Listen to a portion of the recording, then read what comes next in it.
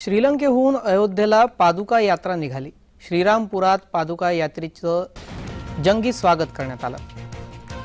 राम जन्मभूमी मंदिराच्या अभिषेक कार्यक्रमास अशोक वाटिका श्रीलंका येथून श्रीराम मंदिर अयोध्येकरिता निघालेल्या पादुका यात्रेचे नगर जिल्ह्यातील श्रीरामपूर येथे भव्य स्वागत करण्यात आले।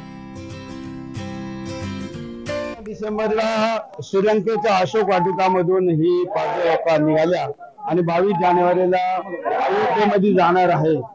प्रभू रामचंद्रजी ज्या मार्गाने गेले होते वनवासामध्ये त्या मार्गाने या पादुका चाललेल्या आणि श्रीरामपूरला पण प्रभू आले होते असा इतिहास आहे। त्यामुळे मग या मार्गाने येण्याचा आम्ही निर्णय घेतला आणि एकूण 8 राज्यातून 10,000 किलोमीटरची 45 दिवसाची ही यात्रा आज श्रीरामपूरमध्ये आहे। श्रीलंकेमधून अशोका वाटिका जी प्रभू श्रीरामाच्या पादुका घेऊन आज सुरेश चव्हाणकेजी व प्रदोष चव्हाणकेजी आज श्रीरामपूर नगरीमध्ये दाखल झाले होते।